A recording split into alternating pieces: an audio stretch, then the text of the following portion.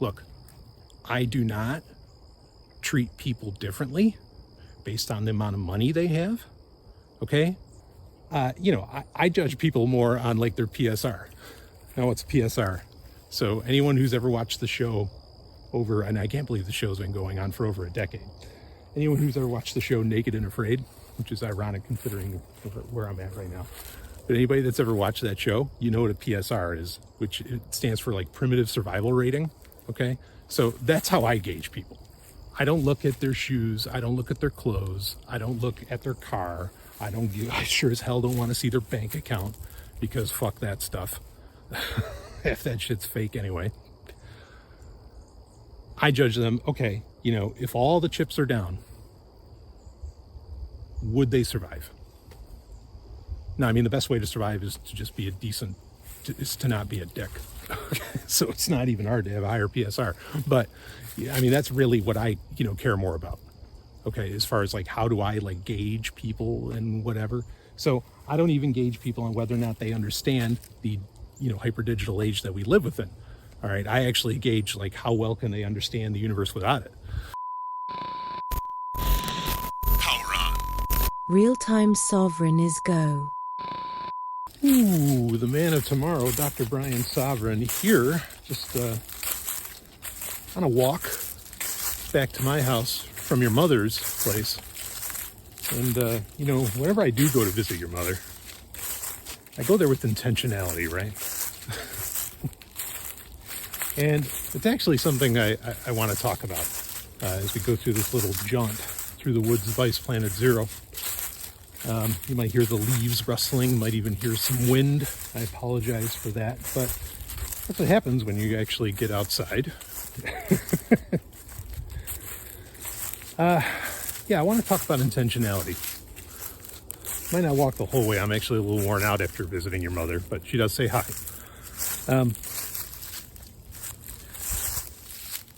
So I've gotten a lot of questions lately about, I've done, the sub-series on cybersecurity, and a lot of people freaking out about it because what the hell is Dr. Sovryn doing talking about using a smartphone as your one device?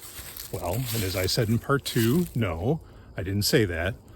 I called it the one device, but that doesn't mean it's the only device you have. It's the device where you handle all of your necessary secure comms and secure data, and all these other things, okay? And that you want to do so in an encrypted manner, et cetera, and that a smartphone, and of course I talked about an iPhone in particular, even though I said you could really do it with any device, and it doesn't even have to be a smartphone. It could be all kinds of wacky ass devices that you want to, take advantage of for this.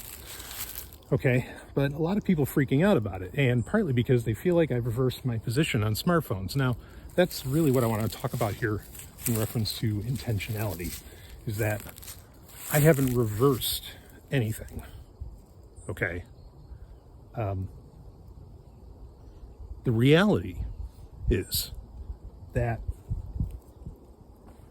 how do I feel about smartphones right now in 2024?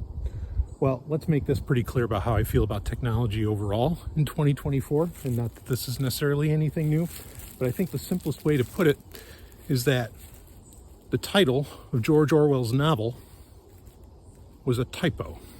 It wasn't 1984, it was 2024. And that's really how I feel about it. You are 100%, even if you're using something like Graphene OS, okay?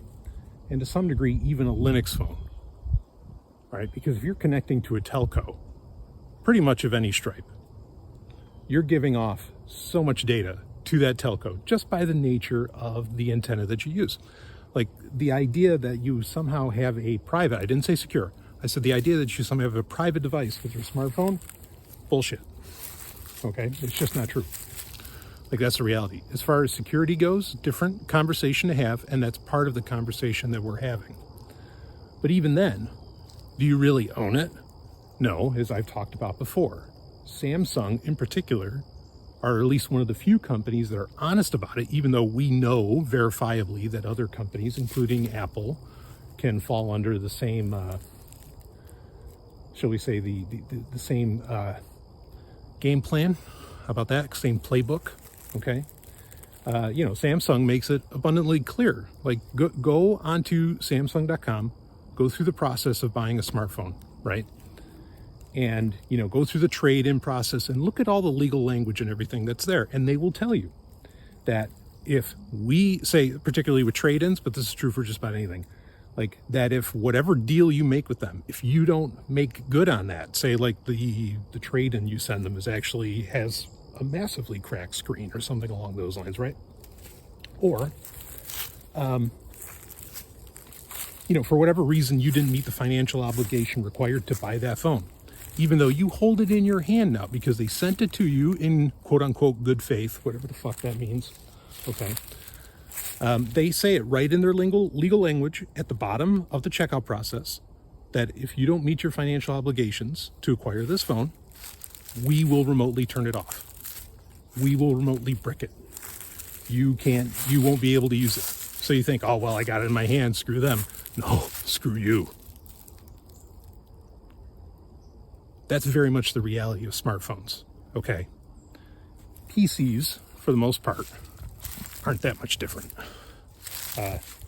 Yes, like you can get, you can buy from the Purism or whatever who make the Librem laptops and all this. I mean, like, or a framework or something, like to some degree, you can get some more control around a PC for sure. And of course, the older the better. And that's without getting into, putting core boot and all kinds of other shit, replacing the firmware, replacing, BIOS, whatever, whatever process you're going through, depending upon what, hardware generation that we're talking about here. Okay, sure, you could have a lot more control. All right. But you're also not going to do, likely, unless you're going to be doing it online all the time, in which case, what's happening to you? You're being tracked, right? You're screwed. Okay. Oh, well, I'm using a VPN. Oh, well, I'm using this, I'm using that. I mean, a lot of like online services that would allow you perhaps to do closer to 90% of what you would do on a, if we want to be generous, on a compromised device, won't work usually if you have a VPN running with, the proper security setups, or if you have ad blockers going, and a bunch of other things. Okay. We're rapidly approaching that time where, like you think you have control, or you think that you're somehow engaging with things privately, and you're not. Okay. There are options to be more private, but like the level of privacy that I feel like most people, especially a lot of my listeners, and that I myself want, by and large, is not going to happen. Okay. You want privacy, you don't use a computer. End of story. Okay. Again, you can go back, you can use older hardware. There's lots of things you can do, and they're all worthwhile to do. Like all of these things you do to make it harder for people to access your data, to access your metadata and whatever else, like they're completely worthwhile to do. I am not saying don't do this stuff. I'm not saying throw up your hands. I'm not saying anything like that. I'm just saying accept the reality that 99% of your electronic devices are compromised, even ones you think that don't do much, right? And, this is another key thing that I'm really grateful a lot of people are writing about now, because I remember giving talks, like at PorkFest, where, I was talking about metadata. And at the time, and this might have been 10 years ago. At the time, people really didn't like, what's metadata? People might know what data is, and they might know what the word meta means, but they don't know what metadata is. Of course, the simplest explanation, and it's the one that I always gave is that it's data about data, right? And I wish we were talking about, assumed type Android, but we're not. But it's data about data. And this is actually what people are really interested in. This is what all these companies and even governments and whatever, that's what they're really interested in. They're interested in the metadata. That's what they want about you. And I'm glad so many people are writing about that now. Like, they're not so much concerned with what shit you're typing up in Office or whatever you're using. They're more concerned about metadata. Why? Because you can write all kinds of crap in Apple Notes, in whatever the fuck you're using. You can write whatever you want. Is that how you actually feel? Is that how you actually act? Say what you're writing about? Probably not, because you're actively going through the process of, putting proverbially pen to paper, right? You're actively going through, you're thinking about what you're putting down. Well, governments, corporations, asshats, I repeat myself on all three, what they're interested in is the metadata. They're interested in not what you think. They're interested in what you do. They're interested in your attitude. Okay? And like, not just your attitude, but like your actions. Like, what do you do? That's what they want to track.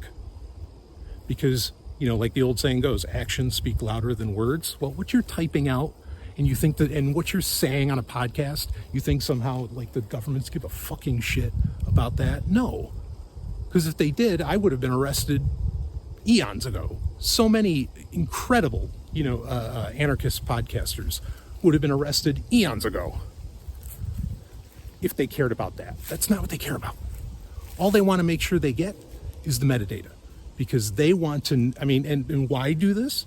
Because you can tell a lot more. It's classic B.F. Skinner bullshit, right? You can tell so much about their behaviors, right? So when I say attitude, I really mean your behaviors. They want to register your behaviors. For advertisers, is a very, logical, albeit sadistic reason why they want to know that. For governments, it's not that much different, Like, are the people in this geographic area going to overthrow us? Holy shit, right? And you're not really going to know that based upon what somebody writes down even in LibreOffice or whatever. They don't care. Okay? They're way more interested.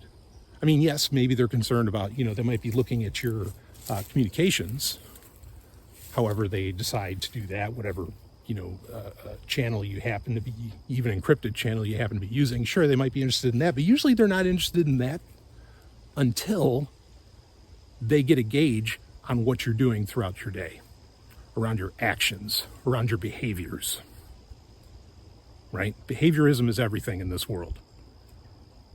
Because behaviorism, gauging behaviorism leads to how do I steal attention, and attention is the true oil of the day, right? People for many years now have talked about how data is the new oil. Well, we're at the point that data, we've gotten beneath data, and now what they're really looking for is the attention. It's like, okay, what does this data tell us? This data tells us that attention is everything, and so attention is the new oil, or the new gold, whatever metaphor you want to run with, or is that analogy? Anyway, so that's something to really understand here, okay? Because apparently most people don't. So the issue is, even though I say to you in very harsh terms, like, look, if you want privacy, you don't use a computer. The reality is, and we've already talked about this during the cybersecurity subseries, is that even if you don't use a smartphone, even if you don't use a computer, unless you're at least 100 miles from anybody else, and believe me, just take a look around. I'm trying, okay? If you're not 100 miles from everybody else, and if you're not like doing your own farming, growing your own food and blah, and hey, Satan bless you for doing it. Like, that is the Dark Lord's work, and you are doing it right, as I always say, okay? Unless you're doing all that, you still have other people's smartphones, other people's computers tracking what you're doing, right? Like I've talked about for many years as well. Most people are freaking out about, like, oh, Facebook knows this, or, Meta knows this about me, and Google knows this about me, blah, blah, blah. It's like, well, wait a minute. Let me ask you this. What does your credit card company, what does Visa know about you? What does MasterCard know about you? They know fucking everything. Unless you're using cash or Bitcoin, which, again, kudos if you are. But I hope even you who are doing so recognize that most people don't. And that's what we're talking about here, okay? And this is part of what I want to get out to people. I love conversing and connecting with, the 15 to 20 people who, who never use a debit card, who never use a credit card. You 15, 20 people, you're fucking amazing. I'm not being crass. I mean it. You're amazing. And I love connecting with you, and I love learning from you. Okay? Whatever you happen to use, cash, Bitcoin, whatever you're doing. Okay? I love learning from you. But the other 7 billion people are doing something else. Okay? And I want to make sure that the best information is getting out to them. Right? And, part of the reason I'm doing the cybersecurity series is because, as I always say, the more secure we all are, the more secure we all are. Basically, the more that I can inspire other people to engage in best practices with their security, I inherently gain security, enhanced security as well from this. So this is a very good thing to do. It's a very powerful thing to do. It's a very egoistic thing to do. I don't even have to think about the greater good, because that's nonsense. I don't have to think about the good of others if I don't want to. If I choose to, I can, but I don't have to. I can just think about myself, and in my own self-interest, it is best for me to help other people get their cybersecurity straight and their OPSEC straight. Okay? And help them understand the reality of the, hyper-digital age that we live in. So, the problem is, like I'm saying, most people don't understand the hyper-digital age that they're in. Now, I'm going to mention a name, and it's not a guy that I'm the biggest fan of, because I think he makes some comments that are wildly off base. Not just some, he makes many that are wildly off base. But he had a very inspired moment coming out of his Jungian wet dreams that I can't follow along with that. Look, for me, okay, here's a couple of quick basic things to understand.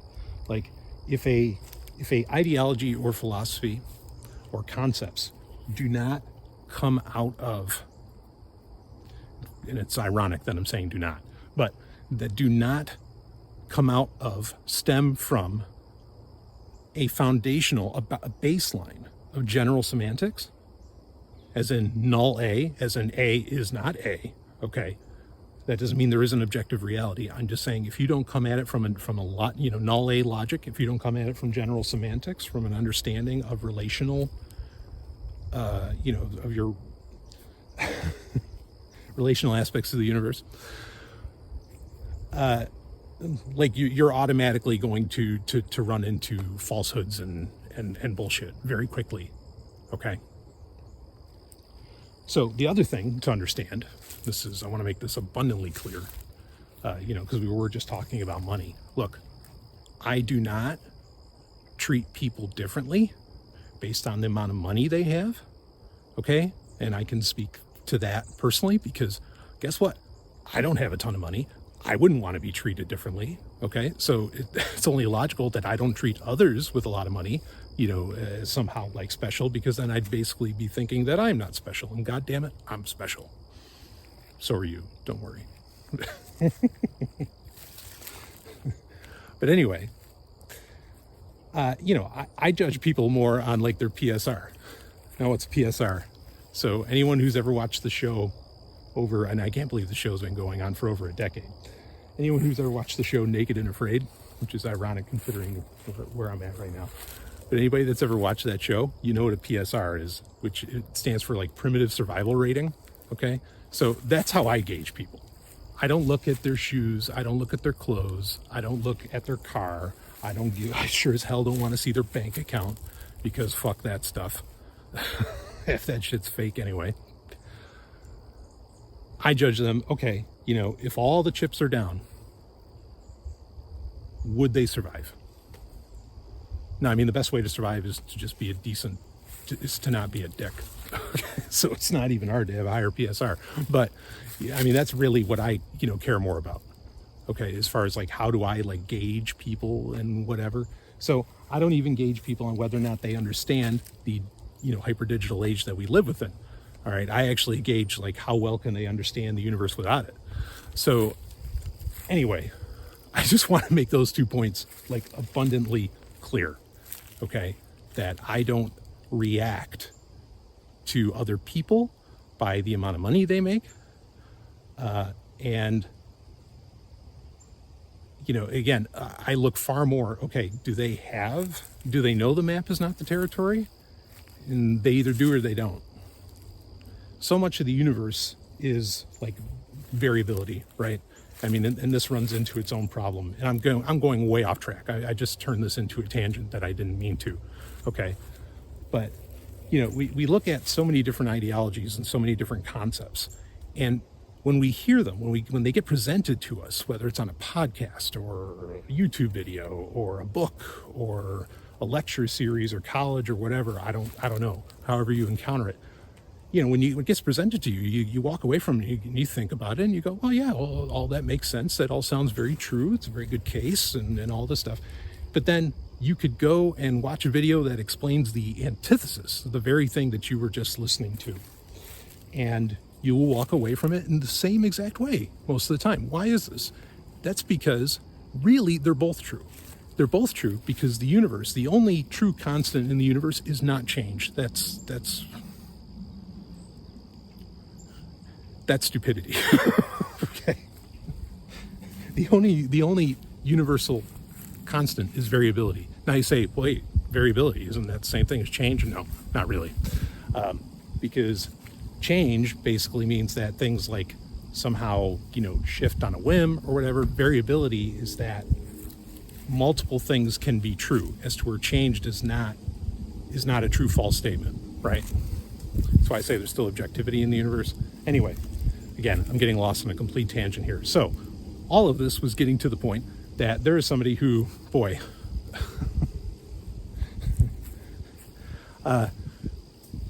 more times than not annoys the hell out of me, but he really got inspired with this. And the guy's name is Eric Godsey, okay?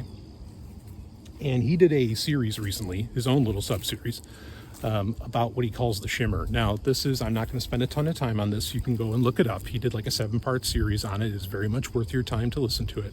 But his overall point is that he's using the concept of the Shimmer from the Annihilation movie, and particularly from the movie, not so much from the book. I could get into a whole conversation around that. I actually love that movie. But as does Mrs. Sovryn. But anyway, in it, he's talking about, there's the Shimmer, which is this thing that, coming down from this like alien comet that starts basically refracting and remixing all of reality around them, like everything on Earth. Like suddenly, you look behind me here, if you're watching the YouTube video, you look behind me and this plant would have suddenly have purple and blue and orange and whatever leaves, and everything would it kind of look the same, but then would also be completely remixed. So his point was that the Shimmer was basically something that happened to humanity already. Not necessarily in the more literal sense of the movie, but in the sense that the Shimmer is basically the internet. And the internet, our constant, not just the internet, but our constant interconnectivity, which of course is powered by the thing that is the internet, okay? Our constant interconnectivity has turned all of existence into this gigantic remix. Now, I might not be quoting him perfectly, but I want to give him credit because it's actually a brilliant concept. And he basically said that this has been the Shimmer hit, in 2011, once smartphones became such a big deal, okay? Which speaks to my overall point that smartphones are inherently problematic, and I recognize that. But regardless, you are in the Shimmer, and like I said, unless you're 100 miles away from everybody, and even this would only turn it into a matter of when, not if. The Shimmer is going to hit you no matter where you go. Okay, you're going to find yourself in the hyper digital data field at some point. which Godsey calls the Shimmer, and I do like using that term for it. And it's very interesting analysis of that film, even though I think there's a lot more to it than what he laid out. But, so you are going to engage the Shimmer, or the Shimmer is going to engage you, and there's not much you can do about it, okay? The one thing you can do, which is what I started this whole video about, is interact with it with intention, okay? Keep a hold of yourself, know thyself, and the Shimmer won't remix you. It won't change you, okay? It won't refract you necessarily, okay? And, you know, I could spend so much time, you know, talking about a lot of this, and I really do want to talk about it, all right? But, you know, I started off talking about the privacy concerns and the lack of privacy and maybe even security issues, among other things, with this video. And the reason I did that is so that you understand, you know, just how quote unquote toxic, say, your smartphone can be, okay, as far as that goes. Now, what most people are actually concerned about, I think unconsciously most people realize that, yeah, their smartphone is basically ratting them out, not, you know, all day long, all the time. And their PC is too. And so what people end up worrying about is, okay, so fine, this is ratting me out. Now, for sure, having a lack of privacy is going to affect you psychologically, unavoidably, unconsciously, without fail. That's widely accepted, you know, psychological concept. But, and it's well researched, that's why it's widely accepted, okay? But, so what most people are worried about isn't so much the privacy and the security. They're more concerned with, wait a minute, like my kid being on Instagram is fucking with their heads and they are developing body image issues, boy or gal or Z.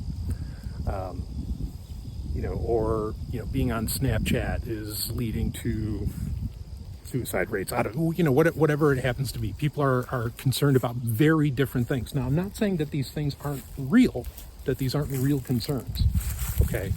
But I want to strike a little bit deeper than even that, getting at this point of the Shimmer. And what I want to strike deeper at is the way, okay, that you actually keep, and I don't think Godsey necessarily got into this, but the way that you actually keep this Shimmer, the internet, from changing you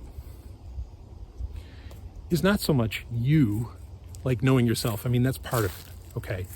But it's going into it, and Godsey does say this part, but I want to go a little bit further. It's going into it with intentionality, okay? As in, you are going at it with a purpose. Okay, so when I use my smartphone, I'm just going to give me as an example because it's the best thing I can speak to.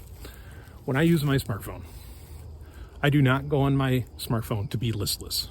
I do not go on my smartphone when I'm bored. First off, I'm never bored. I'm like always working or fucking or, you know, doing some, hopefully something fun, and particularly with my insanely hot wife. So when I am picking up my smartphone, I am going into it with intentionality, okay? And an easy way to gauge like how intentional are you with your use of your smartphone is, you know, look at your home screen on your smartphone. What apps are there? I can tell you what's on mine. All right, my 4 at the bottom on my iPhone are podcasts, Apple Podcasts, Audible, YouTube Music, and then the app that I use to communicate with my wife. That's my 4. Okay, now above that, you know, it's sometimes there could be like other things, like maybe I put VLC media player on there because there's albums that just aren't on YouTube Music or Apple Music, or take your fucking pick. I don't care which one, they're all shit. Okay, it's just convenient, but you can't rely on them. Whenever I get my Plex server back up and I have my internet issues, you know, figured out, you know, then Plex will replace YouTube Music, of course, but I'm getting off track here. So those are my 4. Okay, now I do use Safari, okay, for web browsing, but my web browser. I go to, basically there are like 4 websites open on it at all times. One of them, admittedly, is Amazon, okay? The other is whatever video game I'm playing at the time. There will be like a walkthrough or secrets guide or something like that that'll be there at all times, okay? So again, I'm going to Amazon to be intentional because there's something that I may need, like this selfie stick that I'm using, okay? I know, I can't believe I got a selfie stick either. And a video game that I'm playing, right? And then the other 2 web pages, is like 9 to 5 Mac, okay? And then Nintendo Life. And that's it. And I go to those websites and, throughout the day, and I will take a peek, and say like, okay, like, what's the news, what's going on, blah, blah, blah. Now, granted, I get a lot of my news from podcasts, which is a very fine thing to do, okay? Thank you for listening to me on Spotify, Apple Podcasts, YouTube, Pocket Casts, wherever you download your you get your podcasts from, and of course get your comments in on Spotify or YouTube if you're using that. But that's it. My point is, when I engage with my device, and do I do other things? Sure, I play Risk, or some other things. Okay, but my point is that when I engage with my smartphone, it is with absolute intentionality. Now, during my workday, do I have to use things like Slack or some other apps? Yep, sure. Okay, but they're not on my home screen. They're hidden away elsewhere. Okay, and I don't get notifications from them, and I don't get any of that stuff unless I turn them on to give me notifications during work hours, which of course makes all the sense in the world. Okay, so understand that, again, like, I am being incredibly intentional with my smartphone. Ironically, this is a lot harder to do with PC. This may not be true for you, okay, but I'm speaking to maybe it's true for some of you, where because a PC as compared to a smartphone, I mean, smartphones can do a lot these days, but as where a PC is like almost unlimited in what it can do, it's very hard to like rein it in. And yeah, I could be intentional, but it's almost the opposite extreme of intentionality. Like, because I can do so much, I want to do so much. And my brain just runs wild with things to look forward to do and projects that I want to work on. And believe me, I have projects that I started literally 10 years ago that I've yet to even finish, and getting on my computer, like, I suddenly feel like, I could do any of them. And so I'm never actually being that intentional because I'm being drawn even to my own designs. Right? And that leads to its own problems. So there is an extreme for sure on this. So understand that, okay? As to where, like, this is part of why I use the smartphone, because I can limit the smartphone so well. In fact, even with an iPhone, I've always said this, that the real problem with iPhone, or with iOS in general, is you are, like, if you have your own media, as in, your own files, your own movie files and whatever else, music files and all that, like, it's terrible for interacting with your own media. It's great for interacting with everything out there, but not with your own shit. Ironically, that very limitation works in my favor to continue to be very intentional for when I do engage with what? The Shimmer, right? With the internet. So now, am I on Instagram? Sure. And I may choose at times, to take a look, on Instagram and get things out, like make a post. Sometimes I look at other people's posts, but even then, like, it's just, honestly, it's too much.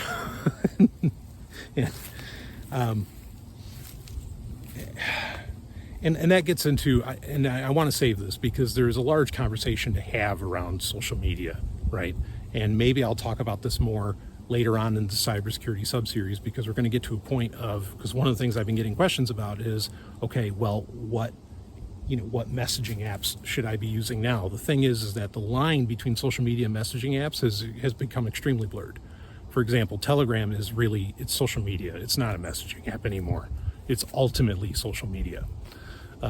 So there are very few purebred, if I'm to use that term, purebred messaging apps that exist now.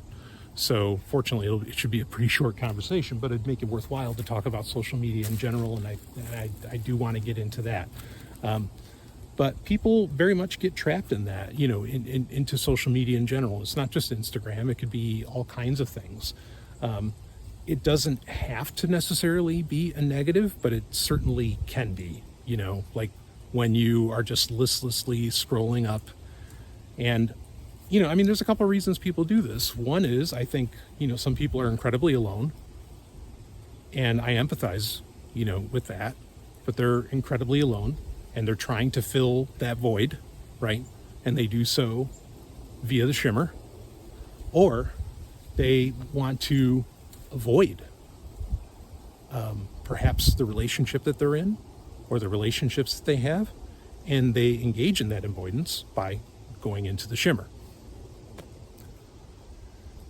There's a lot to say around that, but certainly if you feel like you are having issues with intentionality when you engage the Shimmer, and if either of those apply to you, recognize that. At the very least, recognize it. Okay. So, a big part of cybersecurity is, what we would call OPSEC, or which, gets into the concept of intentionality and going into these things with intentionality. This is unfortunately incredibly rare, though I hear here and there that younger generations basically, like, they know that social media is, in their words, and I'm quoting some reports of young people on this, so I am not saying this, they're saying this, that social media is for pathetics, like for people who just don't like have a life. Now, of course, that's a blanket statement, and coming from the young, it comes off very harsh, and, I get that. I would not necessarily make that claim, okay? Though, as I've often said, and it drives me up a fucking wall, I feel like I have to be on social media. Why? To make money? No, I have to be on social media so that, like, people know that I'm alive. Otherwise, they think you're not. It's really, it's so insane that things work that way. So, but it seems like the younger generation basically realizes, social media sucks. Now, are they going to grow up and get, jobs, and those jobs are going to require them to have a social media presence? Yeah, that's entirely likely. And then they'll think differently of it, whatever, I don't know. But that's part of how the Shimmer is changing everything around it, right? Is that in some ways, social media is almost a requirement. Even if you don't use it, you have to have an understanding of how it works, because you may need to do it for your job. And, like, you got to understand this, because I think people would say, well, like, don't get a job that has anything to do with social media. And it's like, no. You'll just, companies aren't hiring more people, okay? They're just having the people that they have do more work, take on more roles. And sometimes you could have, like, and believe me, I've seen this. I've worked with them. I've seen senior VPs become the main social media people for massive companies. They're not getting paid more to do that. They're fucking senior VP, right? And you think, well, the senior VP can call their own shot and say, well, I'm not going to fucking do the social media. No, you're going to. The board says so. You know what I mean? Like, so that, that's my point, is that a big part of what I'm getting at here with the Shimmer, and this is part of what Godsu was hitting, is that you can't avoid it. Like, you think you can, okay? And you might tell yourself a good story in your head.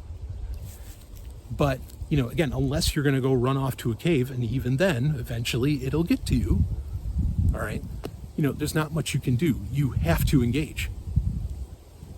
So the important thing to do is that you engage it with intentionality, that you don't let it consume you and subsume you and remix you and refract you.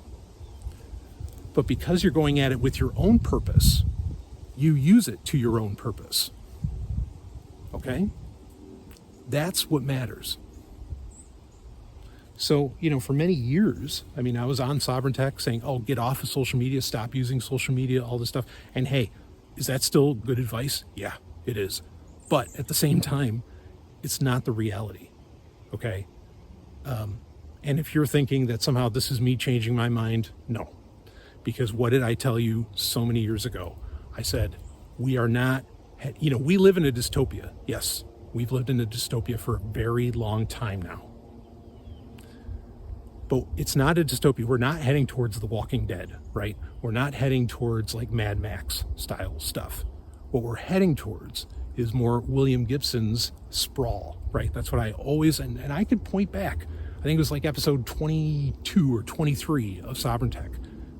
So, 2012, 2013, where I had said, it's like, no, we're not going to, the Blue Max or like any of these other like post-apocalyptic things. No, we're heading towards the sprawl where, the interconnectivity and in some ways the city is like fucking everywhere. That's the direction that we're going. Now, could the post-apocalyptic thing still happen? Could all of this collapse? Yeah, maybe. All right. Like it's possible, but the present trajectory, the present direction is really pointing towards the sprawl.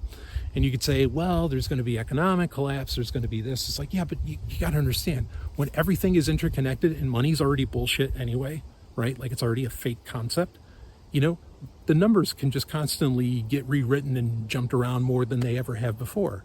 There was a time where, sure, it had to be proved by, the treasury or it had to be proved by, certain gold holdings and whatever else. But obviously, all that stuff's been gone for a long time in the first place. And the world is just now adjusting to where it, recognizes that, yeah, this is all just numbers just getting tossed around. It's all just digits.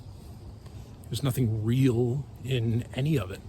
Okay. And is this why Bitcoin is important? Sure it is. I'm not even going to argue with you on that, but that doesn't mean that the system outside of it is going to collapse. There's absolutely no guarantee of that. Not only is there no guarantee of that, there's very little evidence. What about Soviet Russia? No. It's a completely different world. Again, we exist within the Shimmer now.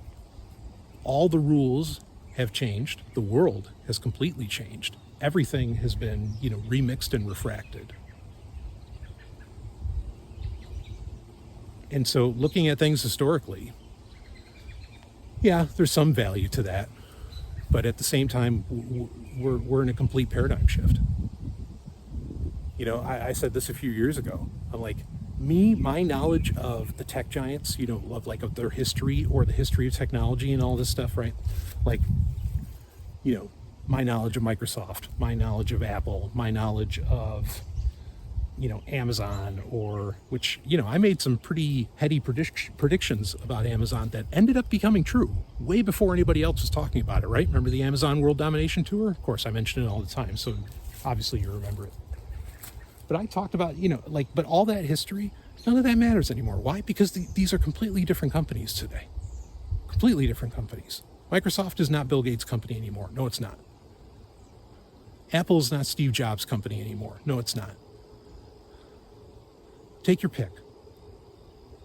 And I don't want to get lost on that whole subject. But these things, everything is a completely different world. Yeah, again, there's still value, and there's always inherent value in knowledge, right? But I also recognize that there's not my ability to predict necessarily what's going to happen next on a micro scale, or even somewhat on a more macro scale, is almost meaningless. Why? Because these companies have completely different goals, right? Look at Apple. Apple has completely shifted on a dime. Now all they care about is generative AI. And just look at their internal memos, you can see it. And so whatever plans they had, gone. As to where 15 years ago, 20 years ago, no, they wouldn't throw away plans that they had been working on for 10 years. So, anyway, Yeah, we exist in this shimmer.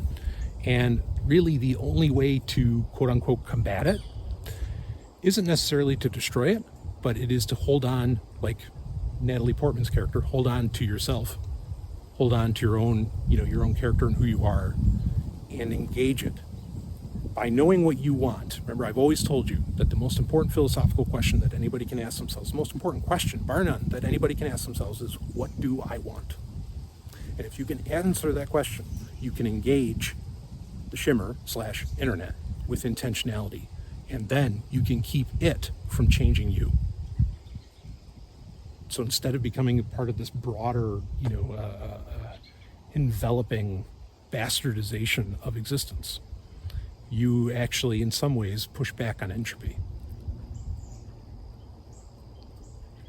So that's what I've got for now. Does that mean you should use a smartphone? No, I don't care what fucking device you use. Use whatever, okay? But at the same time, I do not want to be tied down to a desk. I don't even want to be tied down to a table at Panera. Okay? I want to be in action, moving, doing, living, existing, thriving.